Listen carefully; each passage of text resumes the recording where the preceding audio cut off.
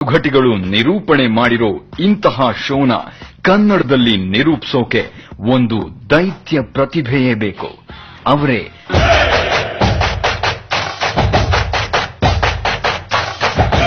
ಭಾರತೀಯ ಚಿತ್ರರಂಗದ ನಿಬ್ಬೆರಗು, ಬಾಲಿವುಡ್ ಟಾಲಿವುಡ್ಗಳನ್ನ ಬೆಳಗ್ತಾ ಇರೋ ಕನ್ನಡದ ಕೋಲ್ಮಿಂಚು, ವಿಶ್ವಕ್ಕೆ ಚಾಚಿದ ಕನ್ನಡದ ಕೀರ್ತಿಯ ಕಂಪು ಸುದೀಪ್.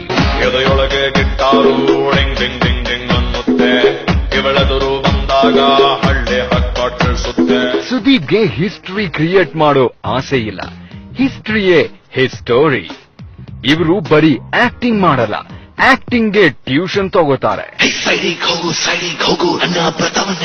ಆಕ್ಟಿಂಗ್ ಆಗಿ ಆಕ್ಟಿಂಗ್ ಅನ್ನೇ ಎದುರು ಹಾಕೊಂಡು ವಿಲನ್ ರೋಲ್ ಮಾಡೋ ಮಾಯಾವಿ ಸುದೀಪ್.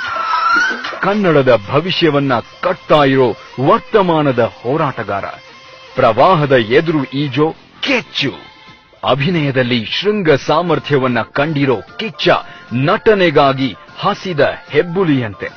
ಅಂದು ಸ್ಪರ್ಶದ ಮೂಲಕ ಚಂದನ ವನದಲ್ಲಿ ಜ್ಯೋತಿಯಂತೆ ಬೆಳಗಿದ ಈ ಸುದೀಪ ಇಂದು ಕನ್ನಡದ ಸ್ವಾಭಿಮಾನದ ಜ್ವಾಲಾಮುಖಿ.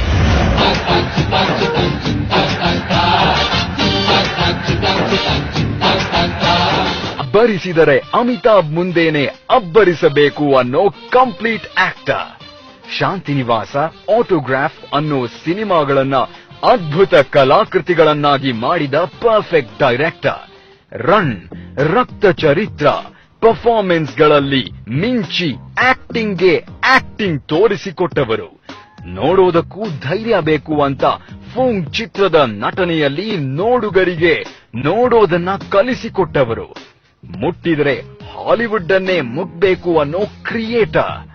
ಬಾಲಿವುಡ್ ಬಚ್ಚನ್, ತೆಲುಗಿನ ರಾಜಕಿರೀಟ, ನಮ್ಮಿ ಕನ್ನಡದ ಒಲವಿನ ಕಿಚ್ಚ. ಈ ಸರ್ವ ಸಮರ್ಥನ ಮತ್ತೊಂದು ಮೈಲಿಗಲ್ಲು ವರದನಾಯಕ.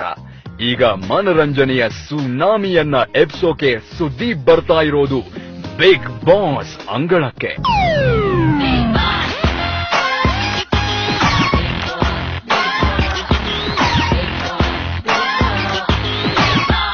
ಈಗ 100 ಡೇಸ್ 13 ಕಂಟೆಸ್ಟೆಂಟ್ ಅಲ್ಲಿ ನಾನೊಬ್ಬ ಆಗಿದ್ದೆ ಅಂದ್ರೆ ನಾನು ಇಮ್ಯಾಜಿನ್ ಮಾಡಿ ಹೇಳಕ್ಕಾಗಲ್ಲ. ಅದನ್ನ ನಾನಲ್ಲಿ ಆಗಿದ್ರೆ ಏನೋ ಗೊತ್ತಿಲ್ಲ ನನಗೆ. ಇದೊಂದು ಎಲ್ರಿಗೂ ಆಸೆ ಇರುತ್ತೆ 100 ಡೇಸ್ ಕಂಪ್ಲೀಟ್ ಮಾಡಬೇಕು ಅಂತ. ಮೋಸ್ಟ್ಲಿ ಆ ಚಾಲೆಂಜ್ ಎಲ್ರಿಗೂ ಬರುತ್ತೆ.